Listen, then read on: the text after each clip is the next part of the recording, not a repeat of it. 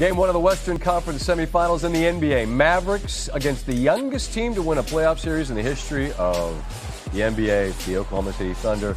I don't know, the fits, Steve, the fits. Youngsters have got the fits. This is a third-quarter run from Dallas as P.J. Washington hits the corner three. Gilgeous-Alexander pushes the lead to 11. Next possession. After the Mavs cut it to 8, right back to 11. Drops the hammer. OKC gets the big win. Luka had these thoughts on his poor shooting night. Who cares? We lost, man. We just got to move on to the next one. I got to be better. We got to be better, and just, we're known for game one struggling, but we got to focus. They're a great team, great defensive team, great offensive team, so it's not going to be easy at all. We got to play very good basketball and focus basketball for 48 minutes. We know this is a heavyweight, matchup, and that this is a really good team, and that to think that you're going to go through games or a series when they don't land their punches is just unrealistic. And so they landed a couple punches there, and it's a long series. We have to be ready for a better version of them, coming out in game two. We would expect that. And I think knowing that helps us in those moments, to just understand that, this is what they do. They're a really good team. They're here for a reason. They're really good players. We just got to stay with our stuff and stack possessions. I got to throw a hand up and own the fact that when they were terrible, we had plenty of fun heckling Mark Daigneault. Like, yeah, look at this poor team. They stink, this guy. And guess what? Got a trophy on the mantle somewhere that says Coach of the Year, and he's earned it. He's the 7th head coach all time to win the first 5 career playoff games. 4 of the previous 6 went on to win the title that season. We're a long way removed from when they were being laughed at by anybody. Now they're the ones laughing.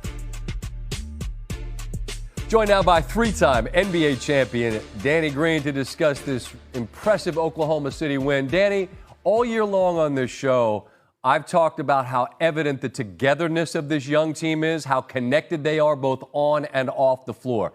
As we were watching this game, you from there, us from here, I asked you if I was overrating that. You said no. How evident is it to you in what you see on the floor and how that connectivity is leading to what we see? So evident, man, and it's really important when it comes to winning a championship. The teams that I've been on, the closest that we were, the easier it was to get it done. And we just felt like it was just happening smoothly. And you could see them tonight, and every other night they've been in the playoffs. They're together. They don't care who gets the credit. They're happy for everyone else's success. Shining really bright and having a lot of fun while they're doing it. They had their bench step up. Their crowd is into it. It's a lot of fun watching them, and I'm sure they're having a lot of fun playing out there. So it's exciting to see, especially from a young group that's inexperienced. They really don't care about what people think about them or their experience, but they're showing a lot of maturity with how they bond together. Yeah, we were laughing about the old days, right? You're supposed to take your lumps. These guys are handing out lumps, and obviously Shai Gilgeous-Alexander is the true superstar on this squad. But there was a stretch there early fourth where the avalanche came, and it wasn't really him. You see a bunch of contributors. Chet had a bunch, 19. Jalen had 18. Wiggins, my Terp, had 16. When you see those kind of contributions beyond Shai, I don't want to say unbeatable, but how difficult does that make it for this team to lose games? Makes it very difficult, especially when you're getting 40 points from your bench. Aaron Wiggins had 16 off the bench. The rest of those guys picked it up, scored really well. Isaiah Joe comes in, knocks down timely buckets. That's my guy from Philly.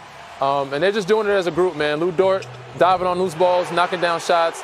When you have a good bench scoring group and guys that can do multiple things, you really don't need SGA or Jalen Williams, who's the second 1-2 punch. He doesn't really have to have a great night every night. But, you see guys pick it up from Chet Holmgren. And other guys, so Giddey, they have a bunch of other guys that pick it up for them where, Shai may not have the best night, and also Jalen Williams might have the best night, but those other guys pick each other up. So it's amazing, exciting to see. I think this team is making a push for contention. It could be in that third round in the Western Conference Finals. Yeah, I want to close with that because I've been doing this way too long to prematurely call anything a wrap. Like what Minnesota's done in those first 2 against Denver, you're like, damn, this is just one game. But you feel like we're talking collision course for these 2 young squads, Minnesota and OKC, ultimately to represent the West? The way they're playing, it could be, man. It's a very good, strong possibility. I still give Dallas the edge because they have experience and size. Okay. But with their injuries, let's say Tim Hardaway still coming back off an injury, limited minutes. Luka doesn't look like himself out there. Maxi Kleber missing. They just don't have enough scoring. So, and Dallas, even when they are healthy, they're kind of up and down, a little sketchy, skelter. They're just, you never know what you're going to get from them. So when you see OKC team playing like this, and they've been doing it all season consistently, it's not a bad bet to place your money on them. I'm going to get you out of here on this. Our producer in the chair tonight is a Carolina fan, and he just wants everybody to know that you went 4-0 in Cameron. No big deal. So that's. Appreciate you, boss. He was raised the right way. Thank you, Danny. Appreciate your time. Thank you. Still to come in the East, how Boston looked every bit what the regular season record indicates. The Thunder pulled away late in that second quarter, actually up by as many as double digits at one point. 62-53 is your halftime score. Thunder leading the Mavericks, and Shai Gilgeous-Alexander with 19 in the first half. Those 19 most points of his playoff career in a half. And OKC had 39 in the second quarter. Thunder haven't trailed. You see Luka got 12-3. Daniel Gafford also pouring in 11-4. You don't see Kyrie Irving, who is one of their best offensive creators. He's only got 6 points in this game, so he needs to bring up his game in the second half. And for more on this game, let's bring in CBS Sports basketball analyst, my man Tim Doyle. And Tim, it looked like this game was going to be back and forth, very little separation, but towards the end of that second quarter, the middle to the end, OKC starts to pull away a little bit. SGA, of course, a big reason why. What did you see from the Thunder looking like, hey, we're young, but we don't care. We got nothing to lose. And they feed off that crowd, right, Chris? I mean, they get energy off that crowd, and they caused some Dallas turnovers. Mavericks had 10 first-half turnovers. Even though OKC didn't convert, Luka looks uncomfortable. He's 4 of 12 from the field. You talked about a Kyrie Irving, slow first half, only 6 points. P.J. Washington, he really had no effect on the game because he had 3 fouls, had 2, came back in the game, boom, picked up his 3rd really fast. OKC got 22 points off their bench. Wiggins has been great, some great cuts back door. OKC, are they just like too young to even realize like what's going on here? Like, you guys actually might win the championship. They play with so much energy. I think if you're Dallas, you just got to take a deep breath. You can play best half. You're still within striking distance.